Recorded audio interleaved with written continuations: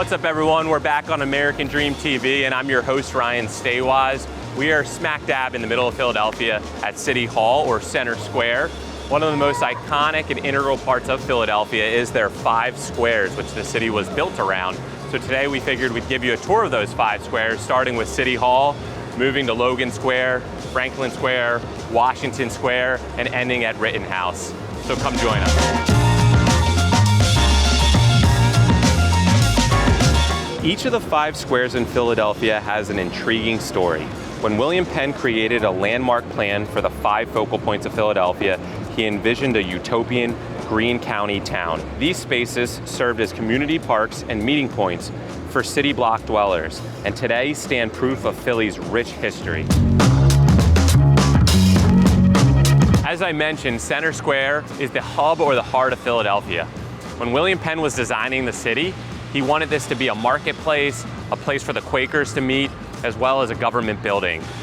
It was later renamed Penn Square and today acts as City Hall, which has been here for over 100 years.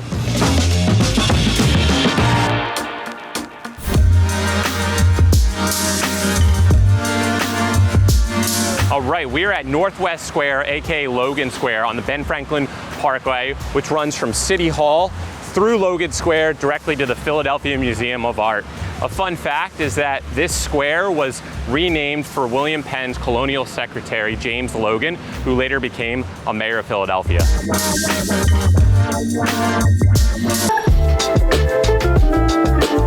All right, we are at Northeast Square, aka Franklin Square, which is located right next to the Ben Franklin Bridge in Old City, and this square was actually named after the famous scientist Benjamin Franklin, who's known for the key and kite experiment. We're gonna take a little tour of the park. This piece of land has been threatened multiple times in the past. In the 19th century, the construction of the Benjamin Franklin Bridge isolated it, and in the 80s, it faced the risk of demolition for construction of I-676. Fortunately, the park was rededicated into a full recreational center filled with family-friendly activities, including Philly mini golf, the park's Liberty Carousel, and several playgrounds, as well as the Chinese Lantern Festival every summer.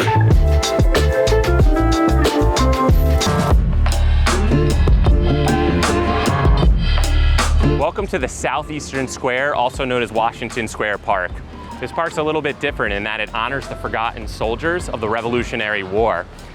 It served as a place for livestock, as well as a burial ground for those soldiers and victims of the yellow fever epidemic. The park was later renamed after our late president, George Washington, and today you'll find mature trees, a little bit quieter, as well as a ton of history buried right beneath us.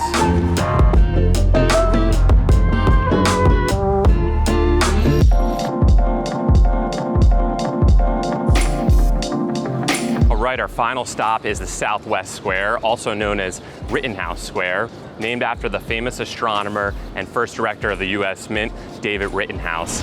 Rittenhouse Square is perhaps one of the most luxurious places, housing some of the most expensive real estate in the city.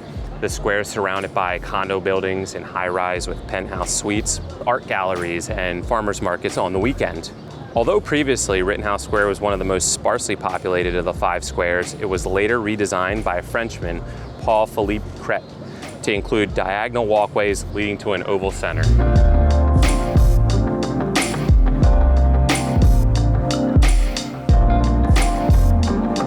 All right, so that concludes our tour of the 5 historic parks or squares in Center City, Philadelphia. I'm your host, Ryan Stawaz. We'll catch you next time on ADTV.